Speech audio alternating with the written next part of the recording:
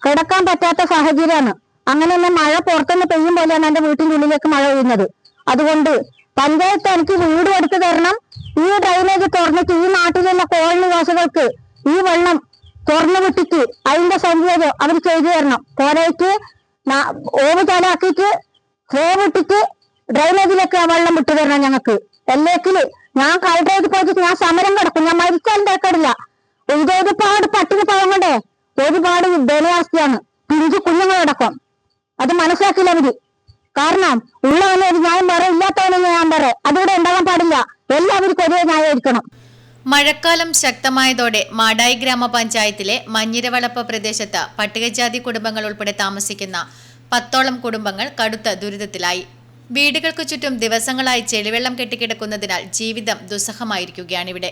മഴവെള്ളം ഒഴുകിപ്പോകാനുണ്ടായിരുന്ന ഡ്രൈനേജുകൾ സ്വകാര്യ വ്യക്തികൾ മണ്ണിട്ട് നികത്തിയതോടെയാണ് വെള്ളക്കെട്ട് രൂക്ഷമായതെന്നാണ് നാട്ടുകാരുടെ ആരോപണം.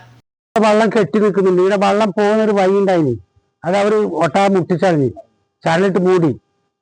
പിന്നെ ഈ വെള്ളം ബ്ലാക്ക് കളറായിട്ട് ഛർദി, പിള്ളേർക്ക് ഛർദി അത് ഇതെല്ലാം വരുന്നുണ്ട്. ഇത് ഭക്ഷണം കഴിക്കാൻ കഴിയുന്നില്ല. പണ്ടത്തെ പോലത്തെ മഴ ആണെങ്കിൽ ഇവിടെ എല്ലാ പോലെ മുങ്ങിപ്പോകും. ഇതോടെ വീടുകളുടെ പരിസരവും വഴികളും വെള്ളത്തിനടിയിലായി. വെള്ളക്കെട്ടിനെ തുടർന്ന് പ്രദേശത്തെ കിണറുകൾ മലിനമായതോടെ ശുദ്ധമായ കുടിവെള്ളം ലഭിക്കാത്ത അവസ്ഥയാണ്. ശുചിമുറികൾ ഉപയോഗിക്കാനും ബുദ്ധിമുട്ട് നേരിടുന്നതായി കുടുംബങ്ങൾ പറയുന്നു.